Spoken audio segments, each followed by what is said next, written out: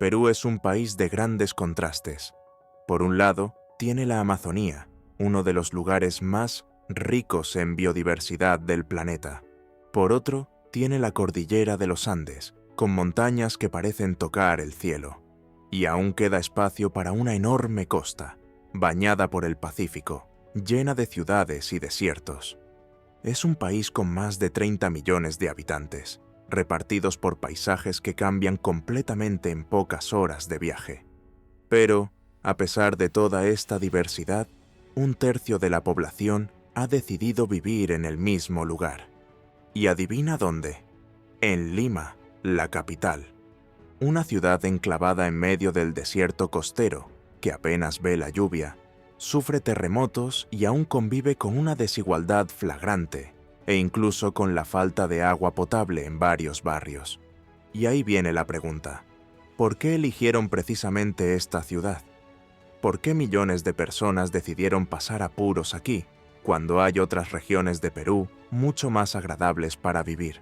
Hoy, Bello Mundo te lleva a comprender los secretos y contradicciones de Lima, la metrópoli improbable que se ha convertido en el hogar de un tercio de los peruanos. Y créeme, te sorprenderá conocer la realidad de Lima, la ciudad más mal planificada de América Latina.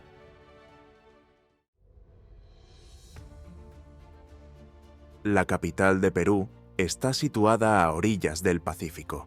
Sin embargo, al contrario de lo que mucha gente imagina cuando oye hablar de una ciudad costera, no es un escenario de postal con mar azul, cocoteros y playas de arena fina. Lo que hay allí es un inmenso desierto costero, seco hasta la médula. Para que te hagas una idea, la media de precipitaciones es tan baja que supera a la de gran parte de Oriente Medio. En algunos años, prácticamente no cae ni una gota. Y, aún así, existe una contradicción que confunde a cualquier visitante. El cielo pasa gran parte del año cubierto por una fría niebla llamada garúa. Da la sensación de que va a llover en cualquier momento, pero la lluvia nunca llega. El clima es gris, un poco melancólico, húmedo sin llegar a ser lluvioso. Es como vivir en un desierto nublado, donde el sol parece estar siempre escondido detrás de una cortina. Por si este escenario no fuera ya lo suficientemente desafiante, la región está situada sobre una falla geológica, es decir, los terremotos forman parte de la rutina. Históricamente, la ciudad ha sido destruida y reconstruida varias veces debido a estos temblores. De hecho, gran parte de la arquitectura antigua que queda es muy baja, precisamente para intentar reducir los daños. Y aquí viene el detalle que más llama la atención. A pesar de toda esta lista de desafíos naturales, la capital peruana se ha convertido en una metrópolis gigante. Hoy en día, más de 10 millones de personas viven allí. Para comparar, es como si casi la mitad de la población de todo Chile se apretujara en una sola ciudad. Y eso no es todo. Esta marea humana ocupa una franja minúscula del mapa. La región metropolitana, que incluye la capital y el vecino puerto de Callao, ocupa menos del 1% del territorio de Perú. En otras palabras, un grano de arena en el mapa concentra un tercio de toda la población del país. Entonces, ¿estamos hablando de un lugar que vive en alerta por los terremotos, que sufre de escasez de agua, que no tiene áreas verdes, que pasa la mayor parte del año bajo un cielo gris, rodeado de arena, y aún así, siempre está lleno? ¿Qué explica que tanta gente se amontone en este lugar tan improbable? Para entender cómo este lugar improbable acabó convirtiéndose en el corazón del Perú, tenemos que retroceder en el tiempo. Estamos hablando del año 1535, cuando el conquistador español Francisco Pizarro decidió fundar allí la llamada Ciudad de los Reyes. La elección puede parecer extraña hoy en día, pero para los españoles tenía todo el sentido del mundo. El valle del río Rímac tenía un suelo fértil, estaba cerca del mar y además estaba protegido de la constante amenaza de los piratas que merodeaban por la costa. Pocos años después, esta ciudad recién nacida ya había sido elegida para ser la capital del virreinato más poderoso de la América española. Y no era poca cosa. Desde allí, la corona controlaba no solo el territorio peruano, sino también regiones muy ricas como el Alto Perú, donde se encontraba la mina de plata de Potosí. Toda la riqueza que salía de los Andes pasaba primero por el puerto vecino de Callao, seguía hacia la capital y desde allí se embarcaba hacia Europa. Esto transformó la ciudad en poco tiempo. Enormes iglesias, conventos, palacios, universidades y casas de comercio surgieron como si brotaran del suelo. Comerciantes procedentes de Europa, Asia e incluso África llegaban allí para negociar. Era un lugar de encuentro y de poder, y esa fuerza no solo provenía del comercio. La ciudad también se convirtió en un centro religioso, cultural e incluso jurídico, ya que albergaba la Real Audiencia, que funcionaba como tribunal de la colonia. Pero el crecimiento vino acompañado de peligros. Fuertes terremotos azotaron la región varias veces, derribando edificios y obligando a reconstruirlos casi desde cero. El más notable de ellos fue en el siglo XVIII, cuando un temblor prácticamente arrasó la capital y el puerto del Callao. Aún así, la ciudad se levantó y siguió siendo el núcleo más importante del virreinato. Este comienzo le garantizó una ventaja que ninguna otra ciudad del país tenía.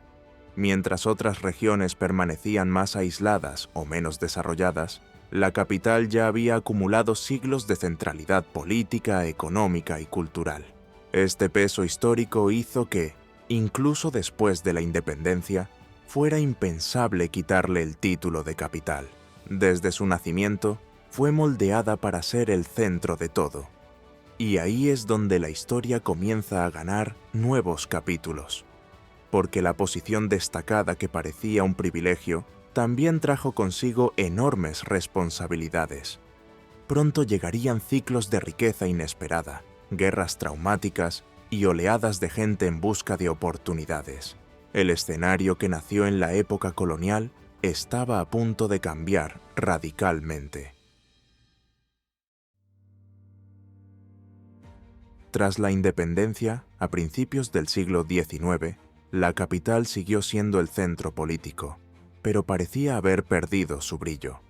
El país se enfrentaba a crisis económicas, disputas internas e incluso la influencia comercial que antes venía del exterior había disminuido.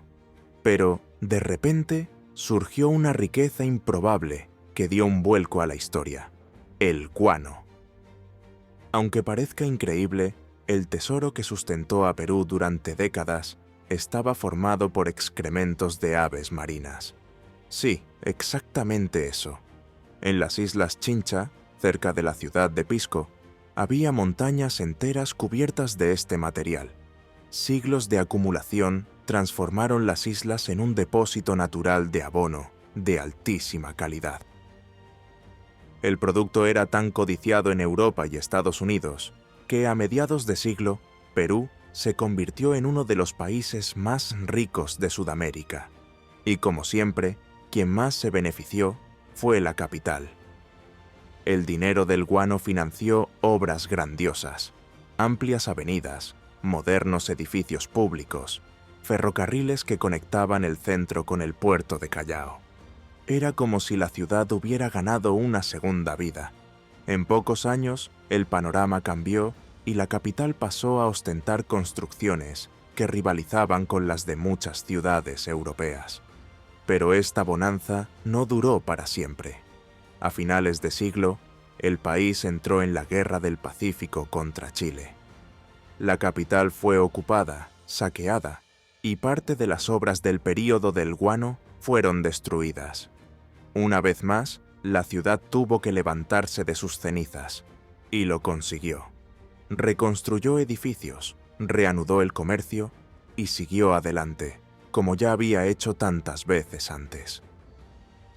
El cambio decisivo llegaría en el siglo XX. Mientras que el interior seguía siendo rural y pobre, la capital se consolidaba como la gran promesa. Industrias, comercio, universidades, hospitales, todo se concentraba allí.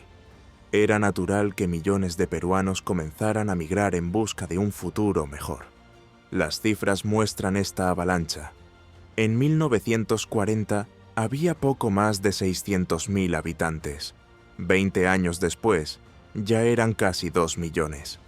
En 1980 superaba los 5 millones. Era como si todas las familias de los Andes y la Amazonía hubieran decidido hacer las maletas al mismo tiempo. Este crecimiento, por supuesto, no fue acompañado de planificación y, como era de esperar, acabó dejando una estela de problemas. Y los dilemas que comenzaron en el siglo XX serían aún más visibles en las décadas siguientes.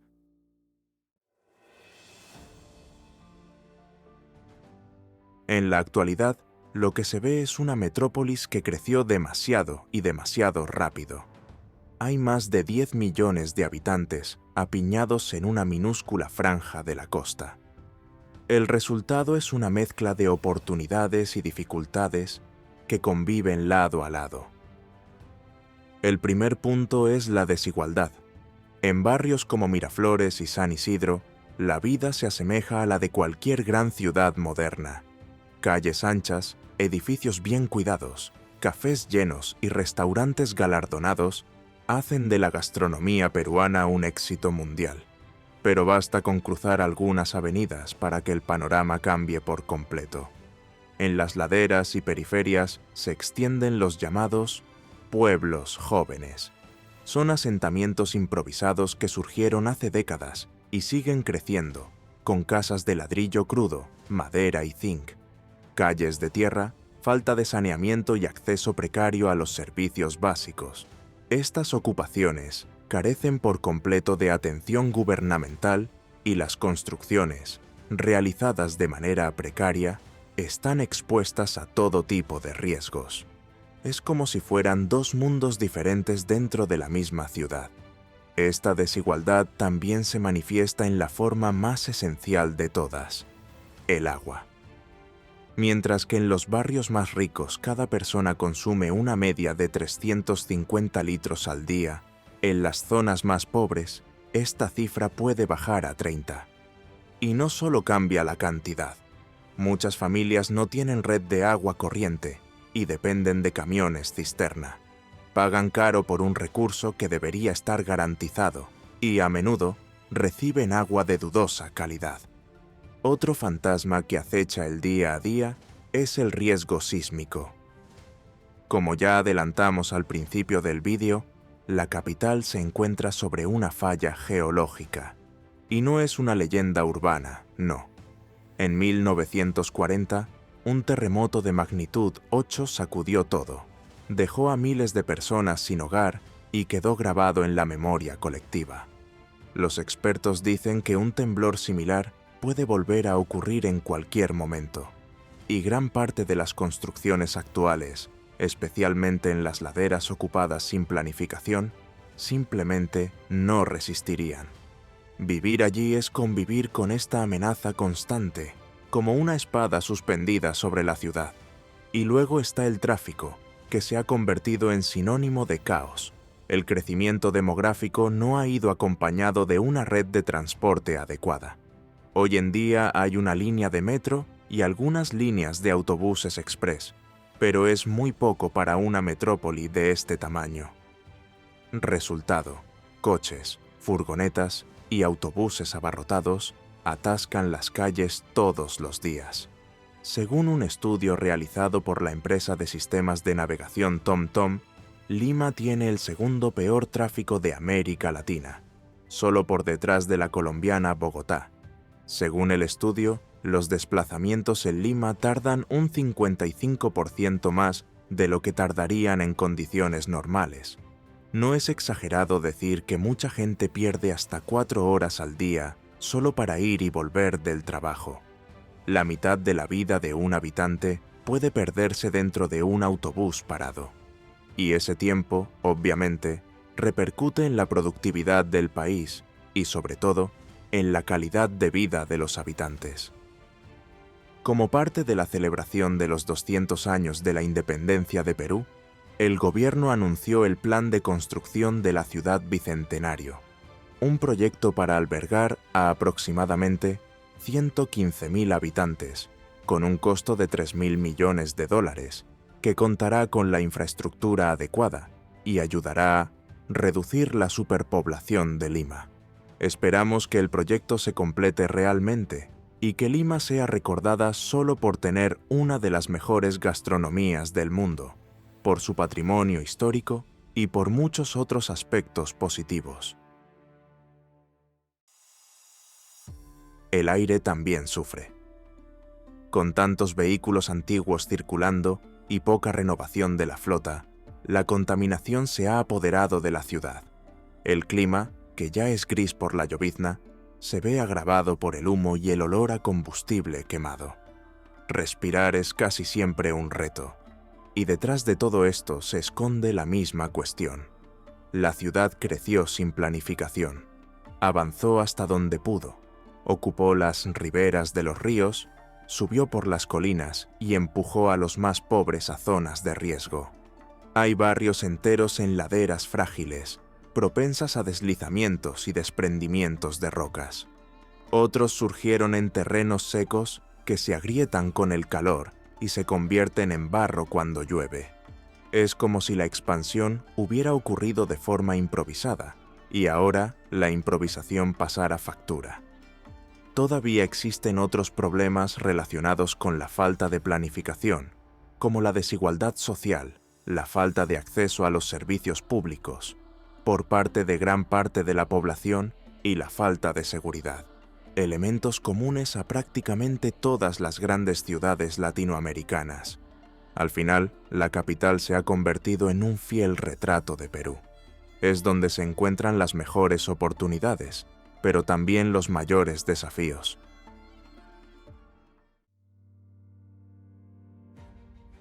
Después de todo este viaje por la historia, los contrastes y los dilemas, la respuesta comienza a perfilarse. La razón que llevó a tanta gente a instalarse en este lugar improbable no tiene nada que ver con la belleza natural o la calidad de vida. Más bien al contrario, lo que atrajo y sigue atrayendo a millones de personas son las oportunidades. Desde los tiempos de Francisco Pizarro, la ciudad ha sido el centro del poder. Primero concentró la política y el comercio en la época colonial. Luego, ya en la República, se convirtió en escenario de ciclos económicos que marcaron una época. Fue la capital del virreinato, el punto de salida de la plata de Potosí, el corazón del comercio del guano en las Islas Chincha, la sede de los grandes bancos y universidades. Cada una de estas fases reforzó la idea de que, si alguien quería mejorar su vida en Perú, allí era donde debía estar. Y esta lógica no ha cambiado. Quienes buscan empleo, educación, salud o simplemente una oportunidad para empezar de nuevo, acaban poniendo sus miras en la capital. Por supuesto, Perú tiene otras ciudades importantes. Arequipa tiene tradición, Cusco respira historia, Trujillo y Piura también tienen peso regional. Pero ninguna de ellas concentra tantos servicios, tanta infraestructura y tanta visibilidad como la capital ha acumulado a lo largo de los siglos. El resultado es una metrópoli llena de contradicciones. Por un lado, barrios modernos, restaurantes galardonados, aeropuerto internacional y una vida urbana vibrante. Por otro, comunidades enteras que viven sin saneamiento, compran agua cara en camiones cisterna y se enfrentan a un tráfico que les consume horas preciosas cada día. Es un retrato de extremos, lujo y precariedad compartiendo el mismo espacio. Aún así, para millones de peruanos, tiene sentido vivir allí, porque, a pesar de los terremotos, la lluvia eterna, la escasez de agua y todas las dificultades, es allí donde se encuentran las mayores oportunidades. Es donde existe el mercado, donde está presente el gobierno, donde se puede arriesgar algo diferente. Al fin y al cabo, Esta suma de siglos de centralización ha transformado un desierto húmedo y tembloroso en el hogar de un tercio de la población del país. En resumen, la capital concentra lo mejor y al mismo tiempo lo peor del Perú. Quienes viven allí conocen bien este frágil equilibrio. Una ciudad que desafía la lógica, pero que sigue siendo el destino inevitable para quienes sueñan con cambiar de vida. ¿Y tú? ¿Ya conocías toda esta historia sobre Lima? ¿Te ha sorprendido algún detalle? Déjanos tus comentarios. Gracias por acompañarnos hasta aquí y nos vemos en la próxima aventura por nuestro bello mundo. Hasta la próxima.